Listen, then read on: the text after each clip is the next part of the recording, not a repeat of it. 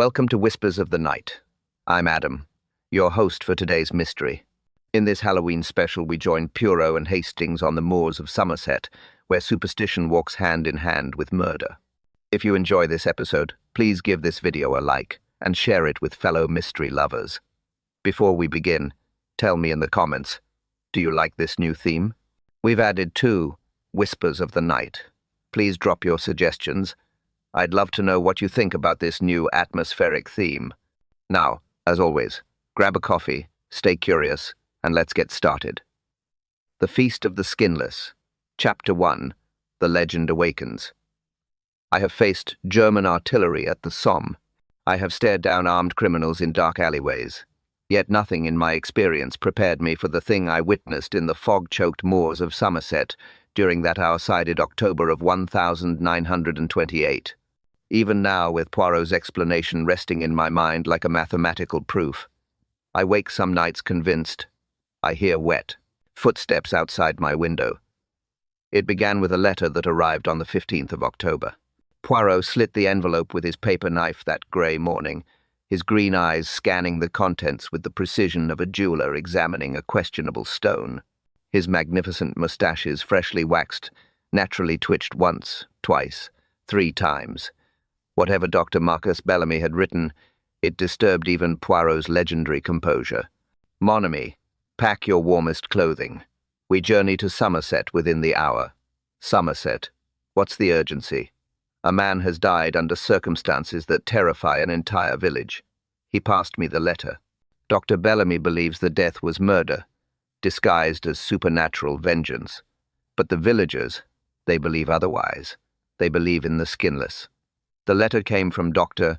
Marcus Bellamy, a physician and amateur folklorist who had spent 3 years documenting the superstitions of Ashford Hollow. His usually neat script showed signs of agitation, ink blots, crossed out words, sentences that trailed into illegibility. He described a legend that had terrorized the village for generations, the Feast of the Skinless. Every 7 years on Halloween night, a flayed corpse walked the moors, seeking living flesh to wear.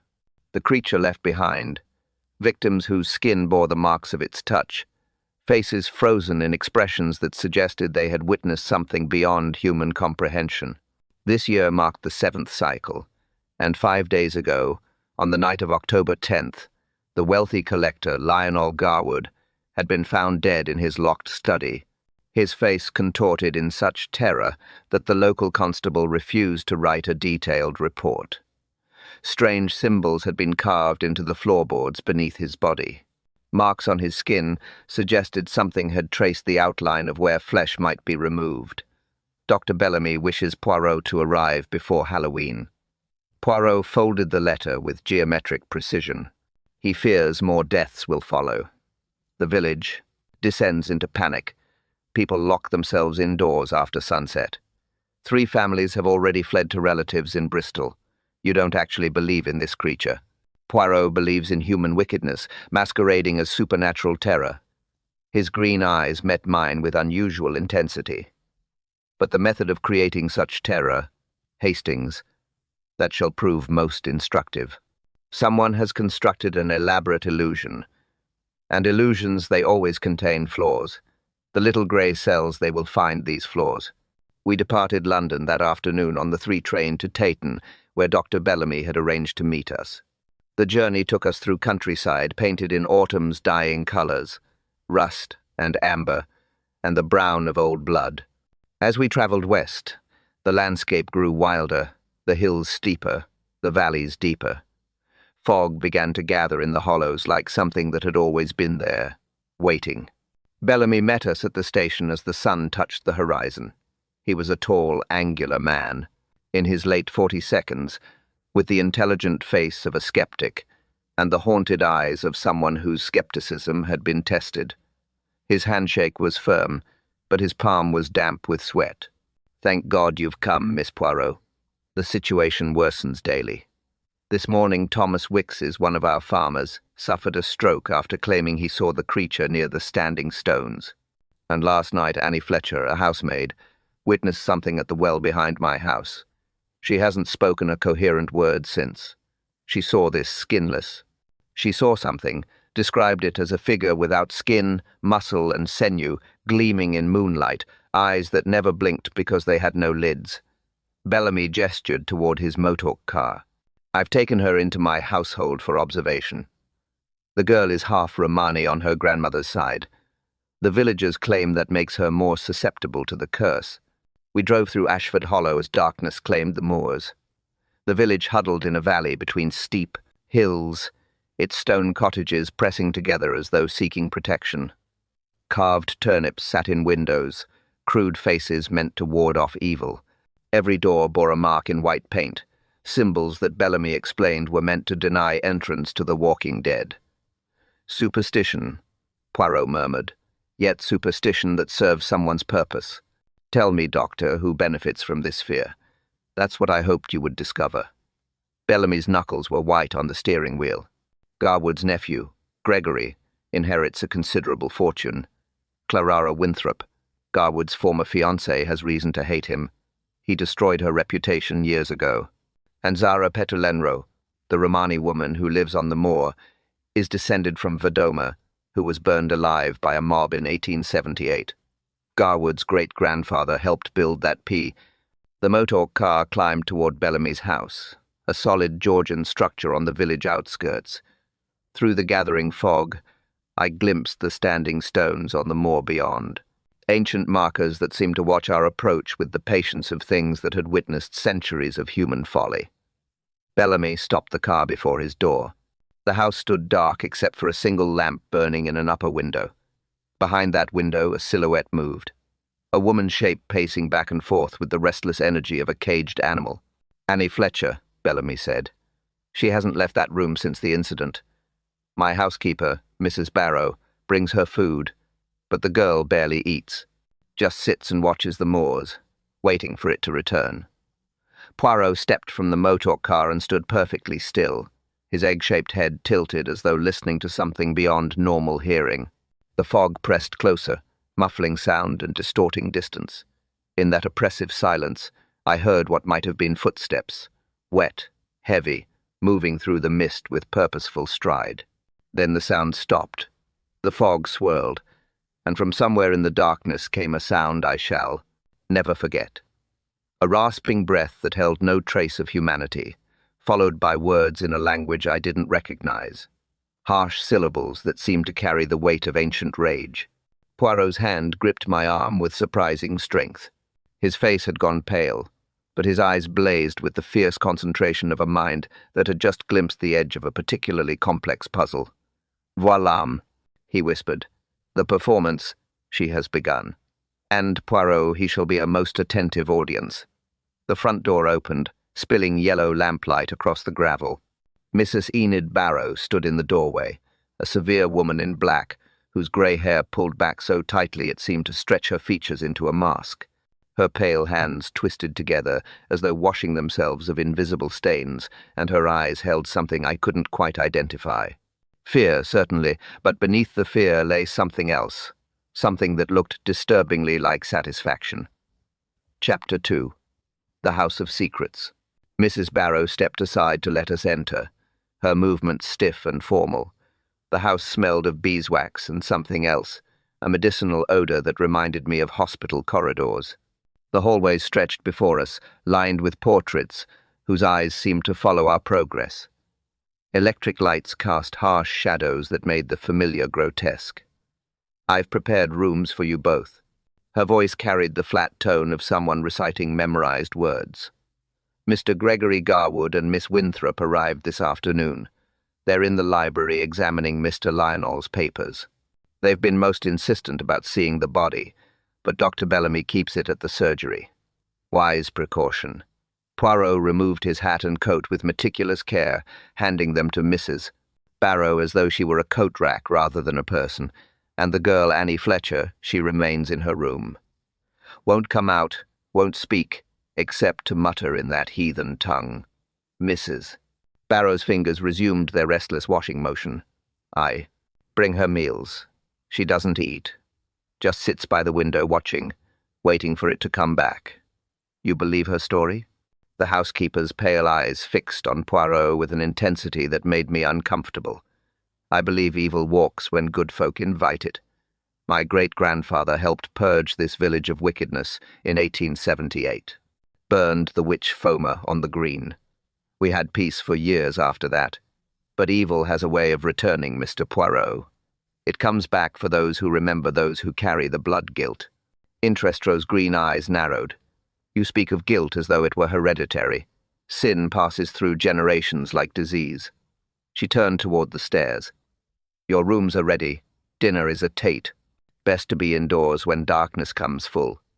The Skinless walks at night, and it knows the faces of those it seeks. She climbed the stairs without looking back, her black dress disappearing into the shadows above like smoke drawn up a chimney. Bellamy led us to his study, where a fire burned in the great, inadequate warmth against the creeping cold that seemed to seep through the very walls. A map of the village dominated one wall, marked with symbols in red ink, standing stones, ancient wells, burial grounds. A circle encompassed the entire village with Garwood's house at its exact center, the boundaries where the dead may walk during Samhain, according to local tradition. Bellamy poured brandy with hands that trembled slightly. Garwood's estate sits within the ritual circle. My house lies just outside it, yet Annie saw the creature here at my well. The boundaries, it seems, no longer hold, or perhaps they never existed. Poirot accepted the brandy but didn't drink.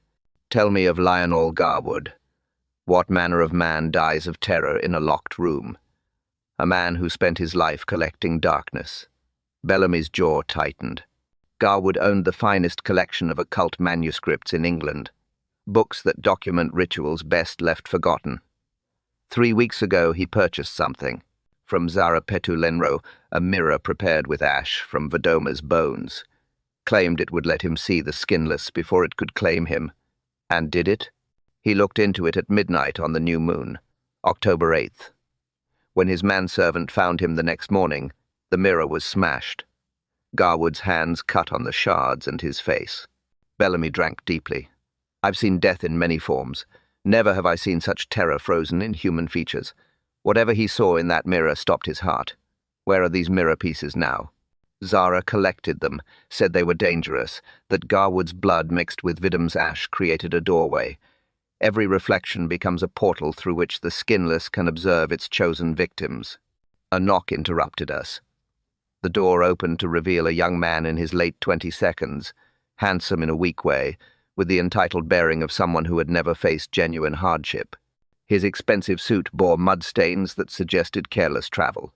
His eyes held the particular brightness of barely controlled fear. You're pro-Gregory Garwood. My uncle is dead and Bellamy refuses to let me see the body or access the estate. I have rights. Lionel had no other family. His collection, his fortune, everything passes to me. How convenient for you that he died. Poirot set down his brandy with deliberate precision. Convenient? Gregory's voice rose.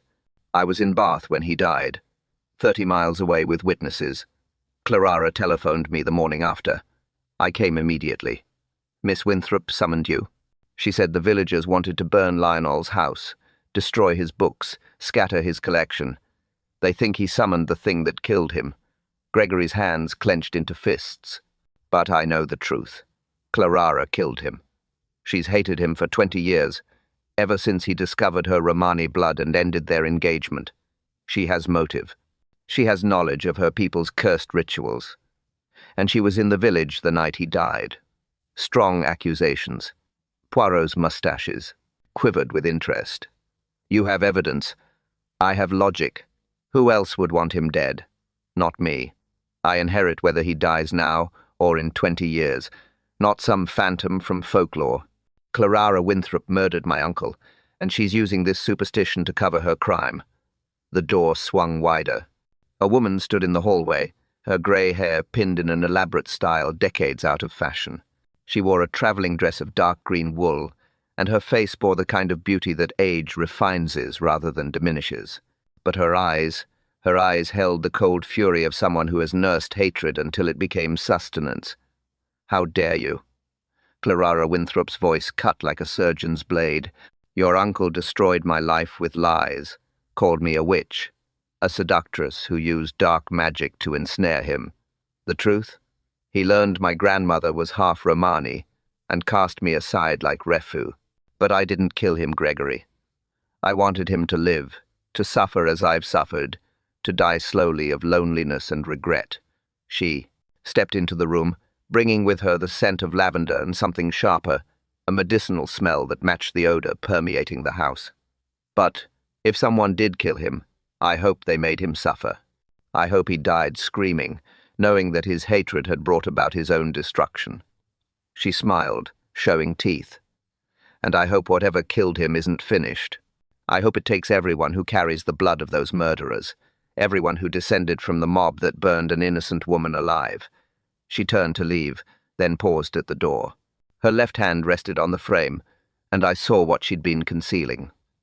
3 parallel marks on her wrist, dark as bruises, running in perfect lines beneath her sleeve. "It's already begun," she whispered. "The choosing." I felt its touch 2 weeks ago, cold fingers tracing where skin meets bone. Tonight is October 15th. Halloween comes in 16 days, and by then the 7 will be complete. She vanished into the hallway, leaving only the pop, echo of her footsteps, and the sick certainty that we just heard something terribly important. Poirot rose and moved to the window, gazing out at the fog-shrouded moors. His reflection in the glass showed an expression I'd rarely seen, the look of a man who had just realized the game was far more dangerous than he had anticipated. 16 days, he murmured, and 7 victims chosen. The mathematics, Hastings, they are most precise. Someone has planned this with remarkable care. Someone who understands that the best murders are those the victims commit upon themselves through their own fear. Outside, the fog pressed against the windows like something alive and hungry. And somewhere in that grey nothingness, I heard it again, wet footsteps moving with purpose through the darkness, moving toward the house. Chapter 3. The Marked Ones. Dinner was a tense affair. Mrs. Barrow served cold meat and bread in the dining room where portraits of Bellamy's ancestors stared down with the stern disapproval of Puritan judges. Clara sat at one end of the table, Gregory at the other, each refusing to acknowledge the other's existence. Annie Fletcher did not join us. Mrs. Barrow reported the girl still refused to leave her room. She must eat something. Bellamy pushed food around his plate without appetite. "I'll have Mrs. Barrow prepare a tray. The girl eats what she wishes." The housekeeper's voice came from the doorway, flat and final. "Some have no appetite when death approaches. Better to make peace with God than stuff one's belly." "That's hardly helpful." Gregory's fork clattered against his plate. "The girl is terrified, not dying." "Are you certain?" Mrs. Barrow's pale eyes fixed on him. "Thomas Wickes was terrified 5 days ago. He suffered his stroke the next morning. Fear kills as surely as any blade, Mr. Garwood. Your uncle learned that lesson in his locked study." She vanished into the kitchen before anyone could respond, leaving behind an uncomfortable silence that Gregory finally broke, with forced joviality. "Well, this is cheerful. Nothing like a bit of supernatural dread to season one's dinner." He drained his wine glass. "Bellamy, you can't seriously believe any of this nonsense. The Skinless curses, ancient rituals. It's medieval thinking. Medieval thinking that has killed at least one man." Poirot had barely touched his food, his eyes moving between the diners with the focus of a naturalist observing specimens and marked others. "Miss Winthrop, you showed us your wrist. You claimed the marks appeared 2 weeks ago." Clara's hand moved instinctively to cover her sleeve. "I woke one morning and found them. 3 lines perfectly parallel as though drawn with a ruler. They don't hurt, but they won't fade. I've tried every remedy." "Show me." Poirot's tone left no room for refusal. Clara hesitated, then rolled back her sleeve. The marks were exactly as she'd described, 3 parallel lines, each about 2 inches long, running across the inner wrist. The skin around them showed no inflammation, no scarring, just dark lines that looked less like wounds and more like stains that had soaked through from beneath the skin. "Remarkable." Poirot examined them without touching. "The spacing, she is precise. 2 inches exactly between each line, and you felt nothing when they appeared. I dreamed something touched me, cold fingers counting my pulse. When I woke, the marks were there. I have them too. Gregory's voice had lost its bravado. He pushed back his own sleeve to reveal identical marks on his right wrist. Appeared 3 days ago. I thought I'd scratched myself, but they keep getting darker. The chosen ones. Mrs. Barrow had returned with coffee, her voice carrying an ugly satisfaction. The Skinless marks its victims before the feast. 7 souls, 7 marks. Your great-grandfather helped build Vom's P, Mr. Gregory. Your great-great-aunt brought the kindling, Miss Winthrop. The sins of the fathers have visited upon the children. That's enough. Bellamy's voice cracked like a whip. You forget yourself, Mrs. Barrow. These are guests in my home, are they? The housekeeper's smile showed too many teeth. Or are they the condemned gathering in the only house that still offers shelter? My great-grandfather did God's work in 1878. I'm proud of his service. But pride doesn't protect against ancient evil, Doctor. The Skinless doesn't care about right or wrong. It only feeds. She sat down the coffee pot with deliberate care and left the room, her footsteps echoing down the hall like a count of doom. She's mad.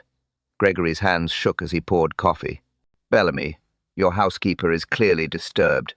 You can't keep her on. Mrs. Barrow has served my family for 30 years, but Bellamy's voice lacked conviction. She's always been intense about the old stories. Since Garwood's death, she's become more so. But mad? No. Simply frightened like everyone else.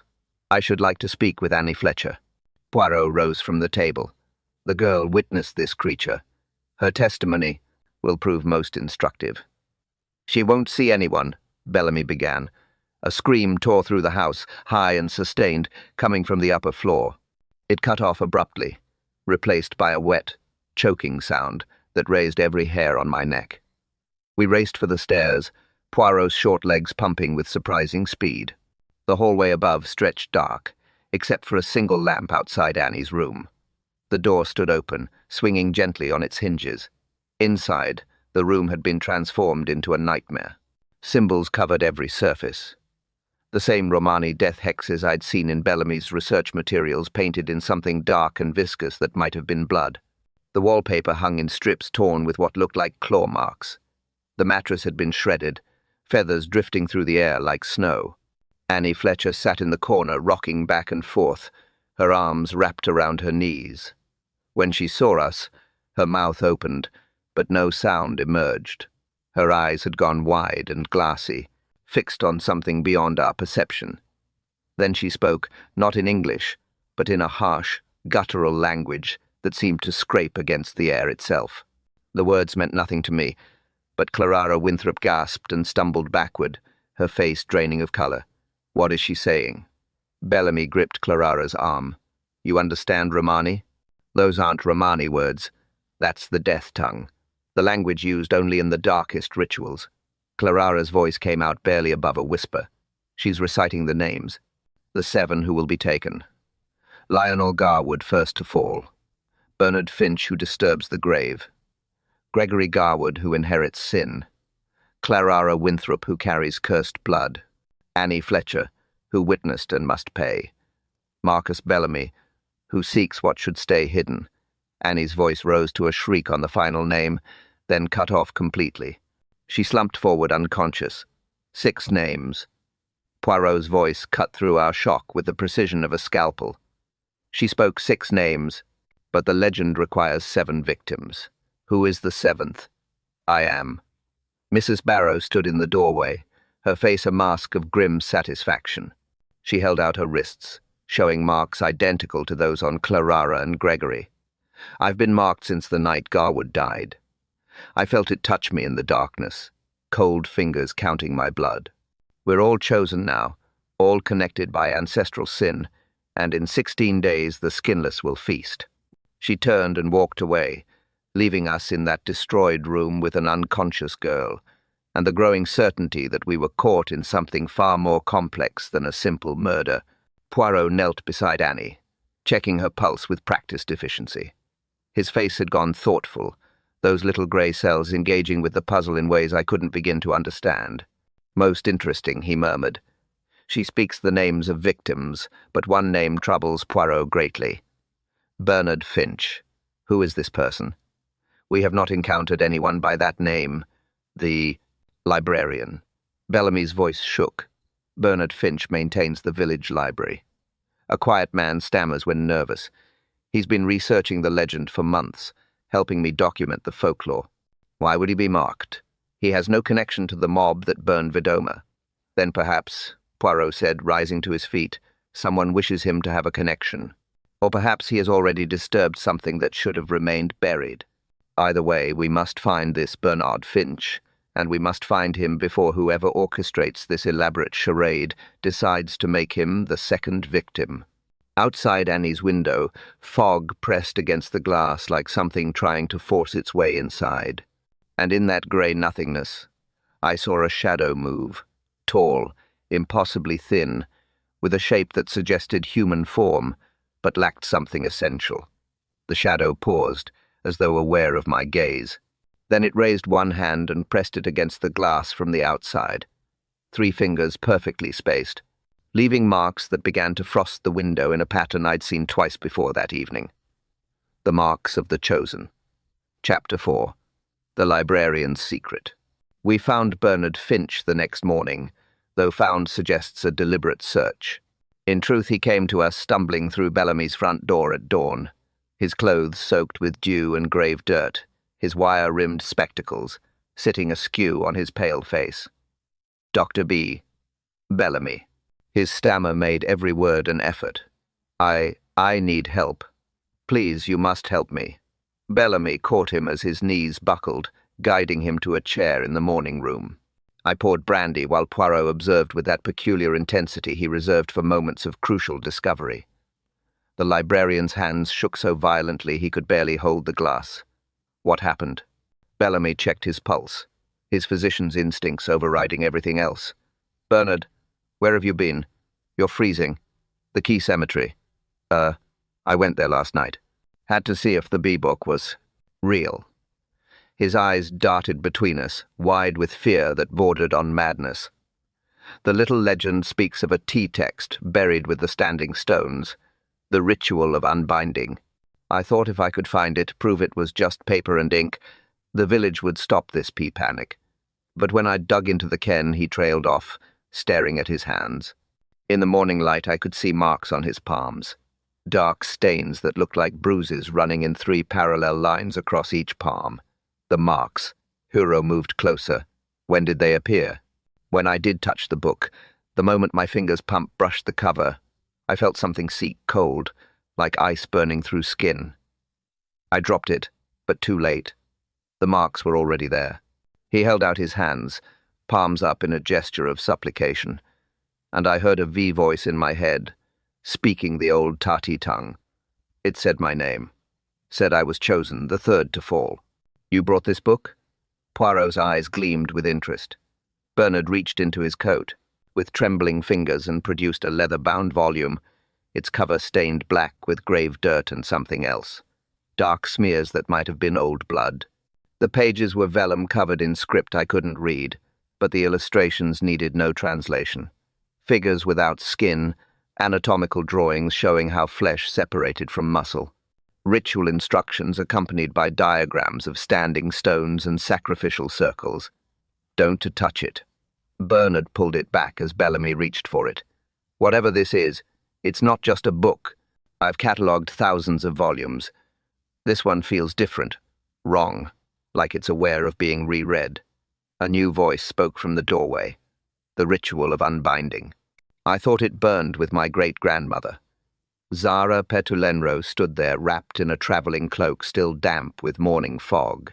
She was perhaps 50, her copper, dark skin lined with age, but her black eyes bright with an intelligence that missed nothing. Gold coins hung from her ears, and her filed teeth showed as she smiled, a predator's expression that held no warmth. How did you get in? Bellamy rose, positioning himself between her and Bernard. Your housekeeper let me in. Said, you'd need someone who understands the old ways. Zara moved to Bernard, ignoring Bellamy's protective stance. She studied the marks on the librarian's palms without touching them.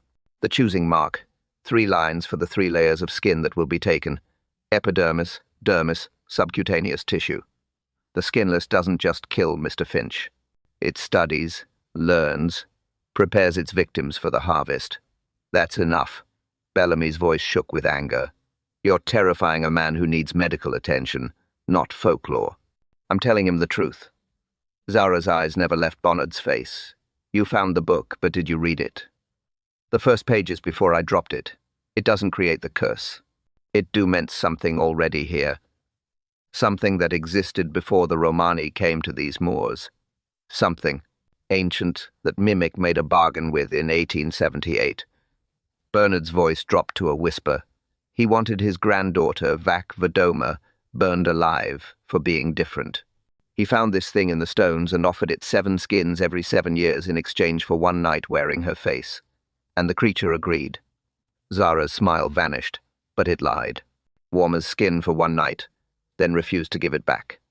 Kept her consciousness trapped inside itself, screaming. Mikhail's been trying to bargain it back ever since, offering more skins, more victims. But the creature just feeds and feeds and feeds. This is insanity. Gregory appeared in the doorway, his hair disheveled from sleep. Ghost stories and curses. We're educated people. We should be investigating real suspects, not listening to a gypsy's fairy tales. You're marked. Zara pointed at Gregory's wrist. You felt its touch. You know it's real. I know someone is playing games. But Gregory's hand moved instinctively to cover his marks. Someone with knowledge of chemistry and theatrics, someone who wants us frightened. Then explain this. Bernard stood on shaking legs and turned his hand's palm up again. As we watched, the marks began to spread, thin lines like cracks in porcelain, branching out from the original 3, spreading across his palms and up his wrists. Not blood, not bruises, something else. The skin itself was changing, separating along invisible seams. What's happening to me? Bernard's voice rose in panic. Make it, Sin. Stop. Please make it, he screamed. The sound tore from his throat with primal terror as the skin on his palms began to lift, not tearing but separating cleanly like paper peeling from a wall. Clear fluid wept from the exposed tissue beneath, and I could see the raw muscle red and glistening. Bellamy grabbed his medical bag, pulling out bandages and antiseptic, but Bernard stumbled backward, clawing at his own hands as though he could stop the process through force of will. The skin continued to peel, strips of epidermis hanging loose, revealing the architecture of flesh beneath. The choosing has become the taking. Zara's voice cut through Bernard's screams with terrible finality. It's accelerated, changed. 16 days was a lie. The feast begins tonight. Berner collapsed, his screams giving way to sobbing. Bellamy wrapped his hands in bandages, but we could all see the truth. The damage was precise, surgical, impossible. No natural process could do this. No chemical burn would create such clean separation. Poirot knelt beside the librarian, his face carved from stone. Only his eyes moved, studying the wounds with the intensity of a man witnessing something that shouldn't exist. None.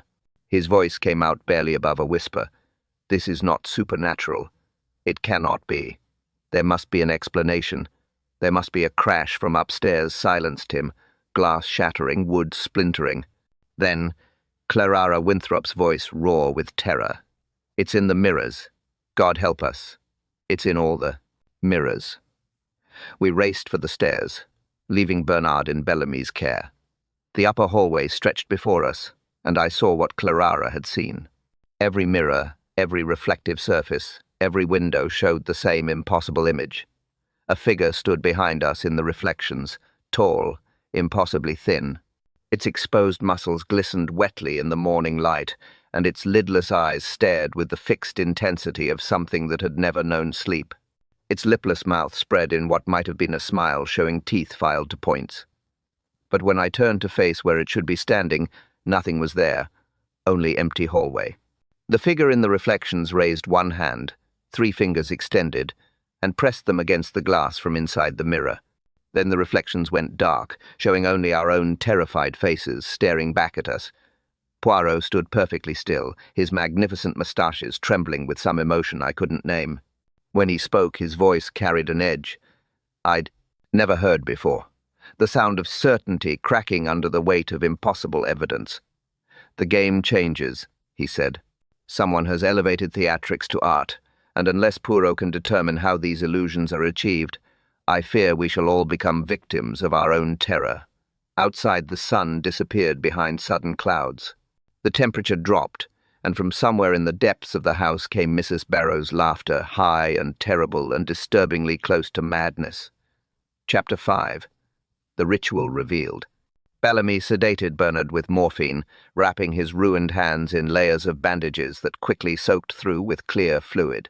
The librarian drifted into unconsciousness, his lips still moving in silent recitation of words none of us understood. We gathered in the study while fog pressed against the windows like something trying to force entry. The book. Poirot held the volume at arm's length, examining it without touching the pages. Someone placed caustic chemicals on the broad cover. When Bernard grasped it, the compound transferred to his palms. A clever trap, n'est-ce pas? One that suggests our murderer knew Bernard would search for this text. How could anyone know that? Gregory paced the room, his nervous energy filling the space. Bernard's research was private. Only Bellamy knew about his interest in the legend. And Mrs. Barrow. Clara sat by the fire, her marked wrist cradled against her chest. She oversees this household, hears everything, sees everything. She could have learned of Bernard's plans and prepared accordingly. "You accuse my housekeeper of elaborate murder." Bellamy's voice carried equal parts anger and doubt. "Mrs. Barrow has served my family for 30 years. She's eccentric, yes, superstitious, but a killer. Impossible, is it?" Zara Petulenro stood by the window, her reflection in the glass, showing only empty room behind her, a trick of angle and light, surely yet unsettling nonetheless. "Mrs. Barrow's great-grandfather helped burn Voma alive. That. Blood guilt runs deep. Perhaps she seeks to atone through murder, kill the other descendants, make them pay for ancestral sins, and earn forgiveness through their suffering. That's backwards logic." Gregory stopped pacing. "If she's atoning, why would she mark herself as a victim? Why include herself in the 7? To avert suspicion, Poirot set down the book with meticulous care, using a cloth to handle it, or perhaps because she truly believes in the curse. One can orchestrate murders, while simultaneously believing supernatural forces guide one's hand, the human mind.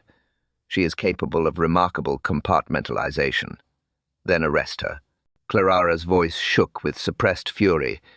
"If you believe Mrs. Barrow is behind this, remove her from the house before someone else dies. On what evidence?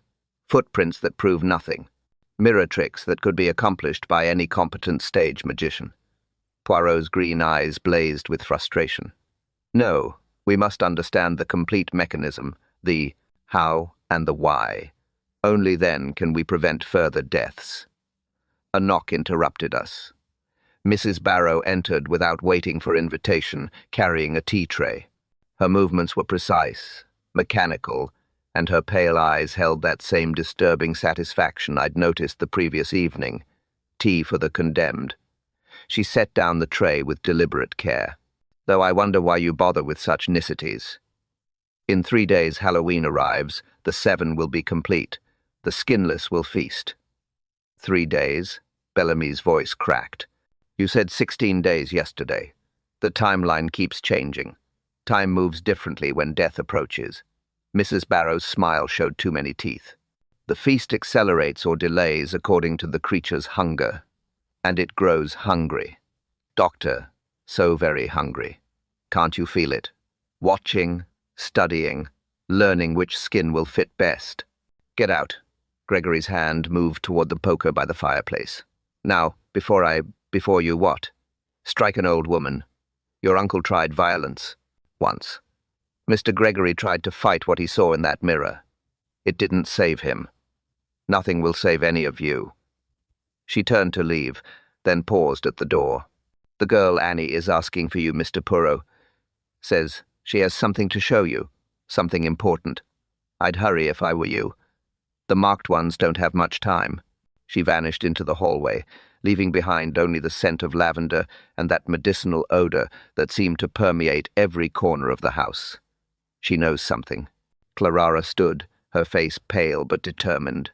She's toying with us, revealing just enough to increase our fear. It's psychological torture. Precisimo. Poirot rose, straightening his jacket with precise movements, and psychological torture requires an audience. "Come, Hastings. We shall see what Annie Fletcher wishes to reveal." We climbed to Annie's room, where the girl sat by the window, wrapped in blankets despite the warmth of the fire. Her eyes had lost that glassy quality, replaced by a sharp focus that suggested her earlier madness had been performance rather than genuine breakdown. "Mr. Poirot," her voice came clear and steady, without trace of the terror that had marked her previous speech.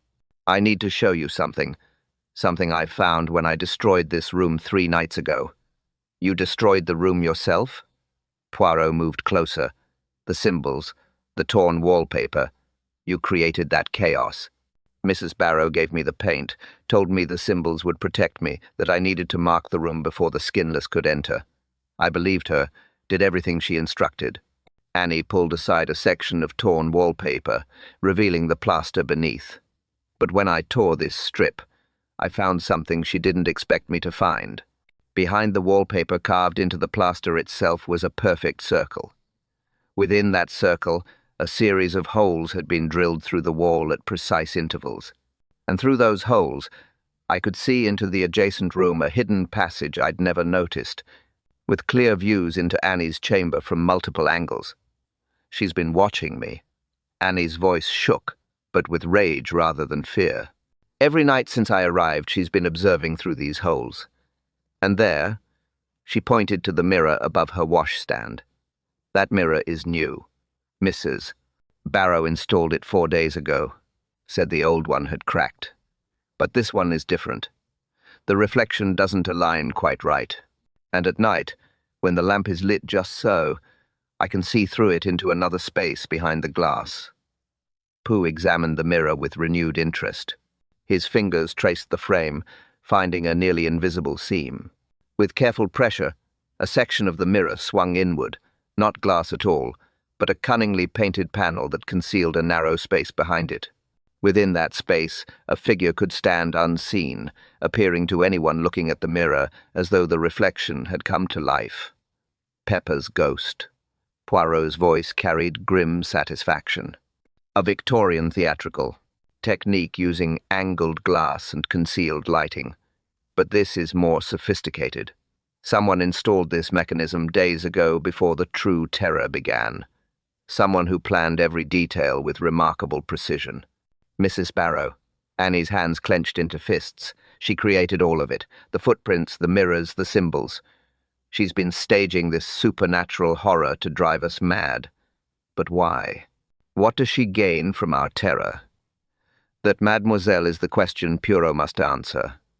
He closed the hidden panel with a soft click. "But I begin to understand the shape of this puzzle. Someone seeks not merely to kill, but to orchestrate specific deaths under specific circumstances. Someone who needs the victims to die, believing in the curse, consumed by their own fear." A scream tore through the house. Not human this time, but animal. A dog shrieking with the sound of flesh being torn from bone. The noise came from outside, from the moors beyond the garden. We raced to the window. In the grey, afternoon light, I saw what remained of one of Bellamy's hunting dogs. It lay in the garden, its body intact, but its skin, its entire hide, removed with surgical precision. The exposed muscle gleamed wetly in the fog, and the animal's eyes stared upward in an expression of incomprehensible agony. Standing over the corpse was a figure, tall, impossibly thin, its own muscles visible through absent skin, its lidless eyes fixed on our window. Then it raised one hand, 3 fingers extended, and drew them across its own throat in a gesture of unmistakable promise. The fog swirled when it cleared. The figure had vanished. Only the dog remained, a message written in blood and terror. Poirot stood frozen at the window, his face drained of colour. For the first time since I'd known him, the great detective looked genuinely shaken, not by belief in the supernatural, but by the realization that he faced an adversary whose commitment to horror exceeded anything he'd encountered. 3 days, he whispered. We have 3 days to unmask this killer. 3 days before Halloween. 3 days before the final act of this grotesque performance. He turned from the window, and I saw something in his eyes that terrified me more than any skinless phantom. Doubt. Chapter 6. The Confession. 2 days passed in mounting tension. Bernard Finch lay sedated in the guest room, his bandaged hands weeping through layers of gauze. Annie Fletcher refused to leave her chamber, though she'd covered the mirror with a bedsheet and blocked the spy holes with wadded paper. Gregory and Clara maintained an armed truce, both sleeping with locked doors and chairs wedged beneath the handles, and Mrs. Barrero moved through the house like a ghost, her pale eyes watching everything, her thin smile suggesting she knew secrets that would destroy us all. Poirot spent those days examining every corner of Bellamy's house. He found more spy holes, more hidden passages, more evidence of elaborate preparation. Someone had spent weeks, perhaps months, transforming the residence into a stage for supernatural theatre. The carved wooden stamps that created false footprints. The caustic compound stored in the servants' pantry. The system of mirrors and angled glass that allowed figures to appear and vanish like phantoms. Every trick has been documented. Poirot stood in the study on the evening of October 17th, surrounded by notes and diagrams. The how is clear, but the why, this continues to elude Poirot. Mrs. Barrow has created elaborate horror, marked herself as victim, orchestrated deaths through terror and chemical burns. Yet what does she gain? Revenge against descendants of the mob? If so, why include herself? Perhaps she's mad. Bellamy poured whiskey with shaking hands. Perhaps there's no logic to find. There is always logic, but Poirot's voice lacked its usual certainty. Even madness follows patterns. Even revenge obeys rules. But this feels like something more, like a ritual that requires specific conditions, specific victims, specific. A crash from the hallway silenced him, running footsteps. Then Mrs. Barrow's voice, high and terrible. It's time. The feast is upon us. All the marked ones must gather. We rushed to find her standing at the base of the stairs, her black dress now smeared with something dark, blood paint. In her hands she held a knife, not threatening, but offering it handle first to anyone who would take it. Halloween has come early. Her eyes blazed with fever-bright intensity. The creature grows impatient. It appears in mirrors, in windows, in every reflection. Can't you see it? Standing behind you, always behind you, waiting to wear your skin like a coat. Mrs. Barrow. Poirot's voice cut through her hysteria with surgical precision. You have orchestrated this terror from the beginning. The mirrors, the footprints, the chemicals on the book, all your doing. But the performance is finished. Confess, and perhaps we can still save lives. Save lives? She laughed, a sound like breaking glass. You think I want to save lives? You think any of this is about salvation? She thrust the knife toward Bellamy. My great-grandfather helped burn Vidoma alive, watched her scream as the flames consumed her, and he celebrated. Praised God for purging evil from the village. But evil doesn't die, mister. Poirot, it transforms, it waits, and it demands payment. You created the Skinless to punish descendants of the mob. Clara stepped forward, her voice steady despite the fear in her eyes. Used folklore and chemistry to make us believe in curses. But you're as marked as the rest of us. You'll die with us if this continues. Will I? Mrs. Barrow's smile widened. Or perhaps I'm already dead. Perhaps I died the night Lionel Garwood looked into that mirror and saw his own skinned face staring back. Perhaps the thing wearing my body now is something else entirely. She drew the knife across her own palm. A quick, deep cut that should have bled profusely. Instead, only a thin line of clear fluid seeped from the wound. She held up her hand, showing a skin that moved wrong, that seemed too loose on the muscle beneath. The marks aren't from being chosen, she whispered. They're from the unbinding beginning. The ritual Bernard found describes the process. 7 victims, 7 skins, but not taken, given, offered freely by those who carry blood guilt. And when all 7 skins are shed, Vadoma can return, can wear flesh again, can walk in the world of the living. You believe you're helping Vadoma? Poirot's voice carried equal parts horror and fascination. You think murdering innocents will resurrect the dead? They're not innocent. Their ancestors committed murder. Mrs. Barrow's control shattered. Gregory's great-grandfather brought the kindling. Clarara's great-great-aunt were the binding ropes. Bernard's family provided the wood for the pea, and his grandmother watched and did nothing. Bellamy's people stood in judgment, and mine built the platform where she burned. And Lionel Garwood, Poirot asked quietly. His family lit the fire. Mrs. Barrow's voice dropped to a whisper. He was first because his blood guilt ran deepest. I gave him the mirror, told him what to do, knew his weak heart would fail when he saw his reflection transformed, and it did. His terror killed him, and his skin became the first offering. His skin, I couldn't stop myself from asking. What do you mean his skin became in the cemetery? Mrs. Barrero gestured toward the moors, buried at the base of the standing stones, ritually removed and prepared according to the text. The book Bernard found, I planted it there, coated with compounds that would begin his transformation. Each victim's skin must be harvested and buried before the next can be chosen. 7 skins, 7 greys, 7 souls to pay for 1 soul taken unjustly. Bellamy lunged for her, but she moved with surprising speed, dancing backward toward the kitchen. Poirot held up one hand, stopping our pursuit.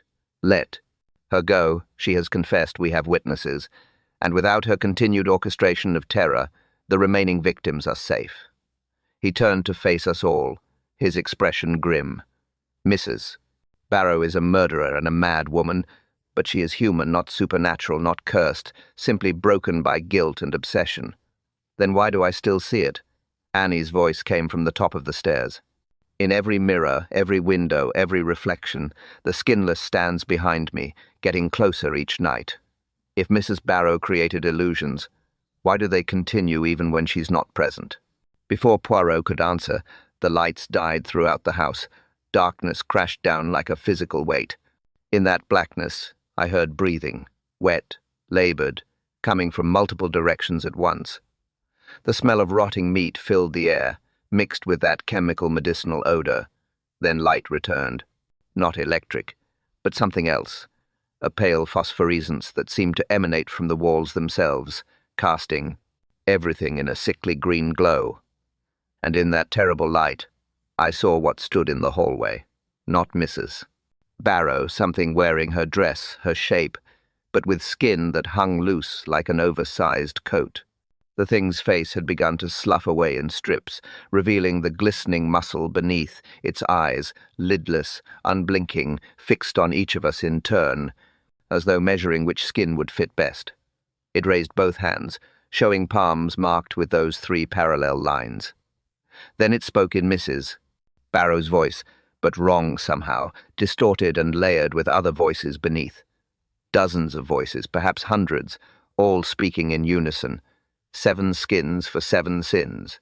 The harvest is complete, and Voma comes home. The thing that had been Mrs. Barrow smiled, its lipless mouth spreading wide to show teeth filed to points. Then it stepped forward, reaching for the nearest marked victim with fingers that left frost wherever they touched. Poirot's face had gone white as chalk. For the first time in all our adventures together, the great detective looked at something he couldn't explain, couldn't rationalize, couldn't reduce to human mechanics and simple trickery. And in that moment, I realized we had been investigating the wrong mystery all along. Epilogue. The truth beneath the skin. I fired. The revolver's report shattered the phosphorescent silence. The thing wearing Mrs. Barrow's shape staggered backward, clutching its chest. Not blood, but more of that clear fluid seeped through its fingers. It looked down at the wound with an expression of what might have been surprise, then collapsed against the wall. The lights returned. Normal electric illumination flooded the hallway, banishing the sickly green glow, and in that harsh, revealing light, I saw what lay crumpled against the wall. Mrs. Enid Barrow, human mortal, dying. Her skin hung loose because she had applied the same caustic compounds to herself that she'd used on Bernard's book, a final theatrical gesture, to complete her performance. The phosphorescence came from chemicals she'd painted on the walls during her confession, timed to activate when the lights failed, the breathing sounds, the smell of rot. Recordings played through speaking tubes hidden in the walls, activated by switches she'd concealed throughout the house.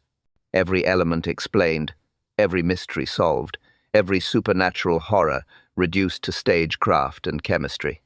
Poirot knelt beside her, his face a mask of sorrow rather than triumph. Why? His voice came soft, almost gentle. You had confessed the game was finished. Why continue the performance unto death? Mrs. Barrow's lips moved, blood flecking them now. Real blood, human blood, because the bullet had torn through her lung. When she spoke, her voice carried no trace of the multiple tones, no supernatural resonance, just a dying woman's whisper, because they had to believe, had to die, believing in the curse. Only then would their deaths have meaning.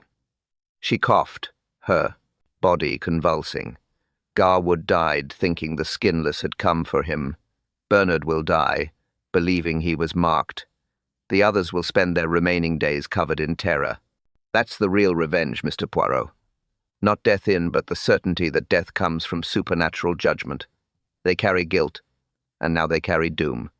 You never intended to resurrect Foma. Poirot's eyes narrowed. That was another lie, another layer of misdirection. Fedham is dead. Has been for 50 years. Nothing brings back the burned. A terrible smile crossed her face. But her great-granddaughter, Zara Pettilenro, she will inherit everything. The fear, the legend renewed, and the 7 estates I've insured. Each marked victim names her as beneficiary. Blood money for blood spilled. That's justice. So all of this, the mirrors, the book, the elaborate horror, was to orchestrate inheritances. Bellamy's voice shook with fury. To ensure Zara Pettilenro benefited from our terror, she knew nothing. Mrs. Barrow's voice faded. I did this for atonement, my great-grandfather's sin paid for with the suffering of other sinners.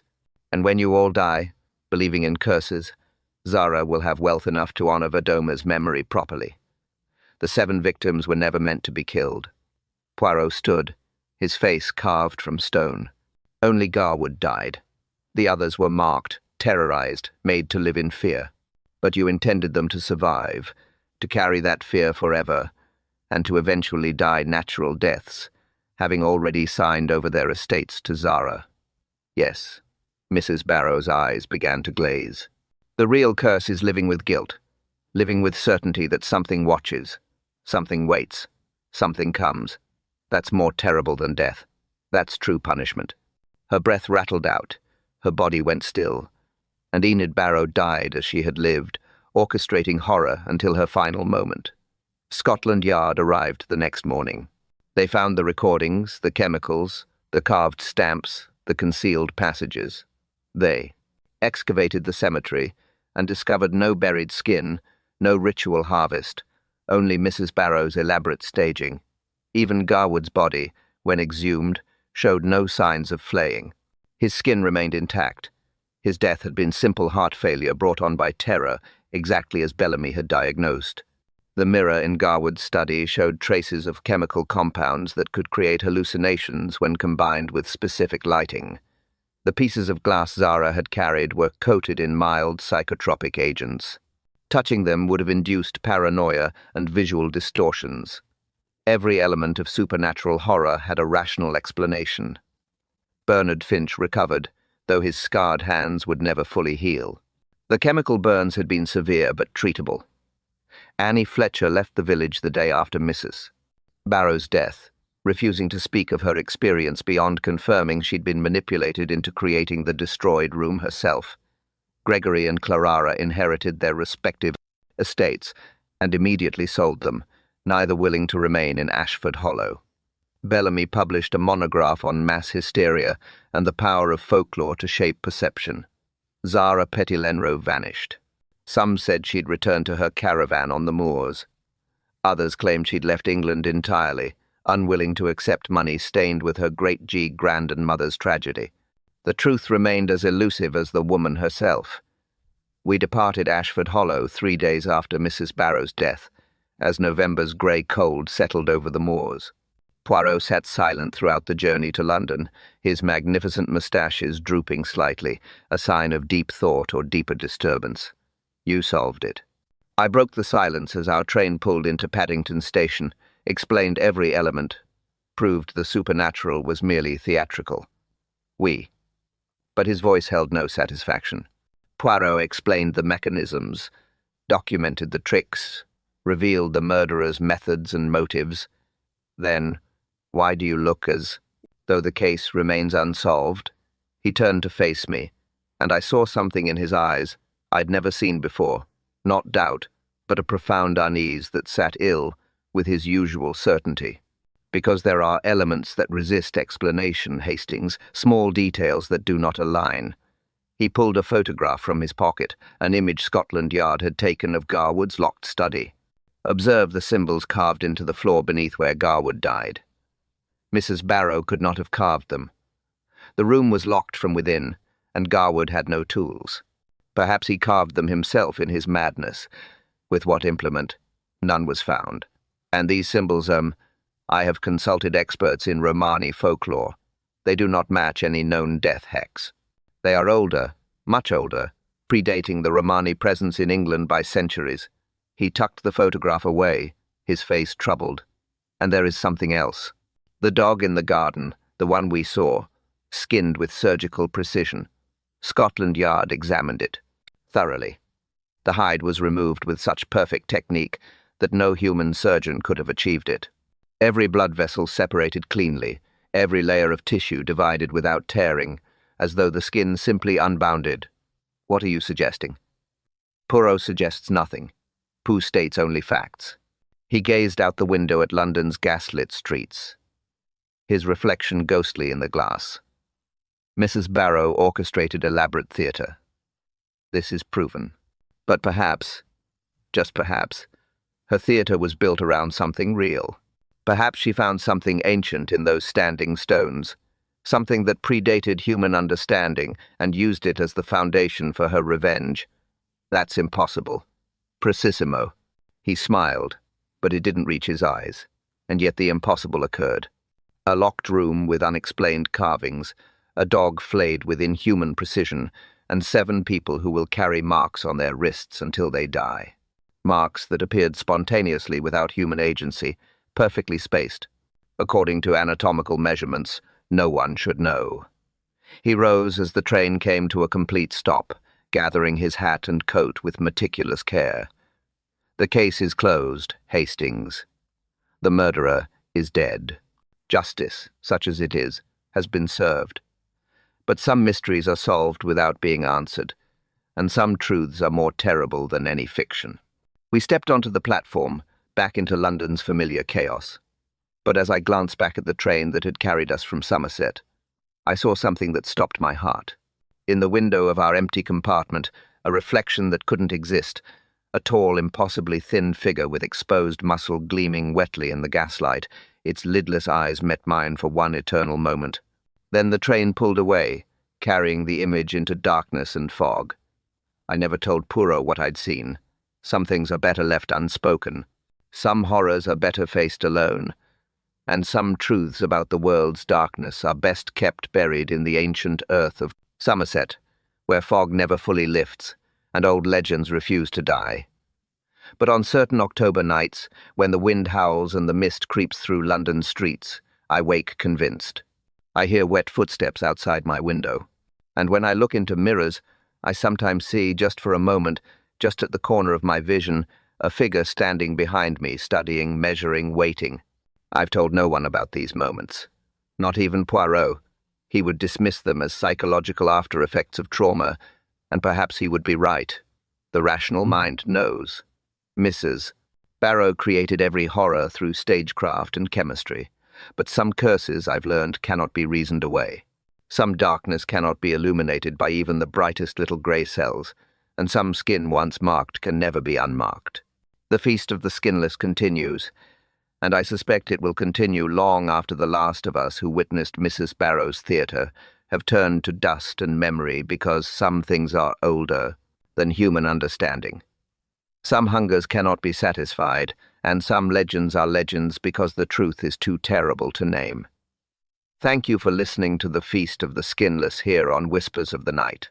Poirot reminds us that not every monster hides in shadows somewhere a familiar face in the light of day. If you enjoyed this Halloween mystery, please subscribe for more detective tales and share it with fellow lovers of intrigue.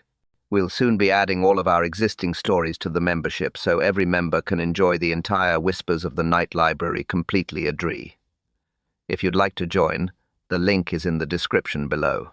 Until next time, stay curious, stay safe, and may your evenings always be filled with good stories and warm company. This is Adam signing off from Whispers of the Night.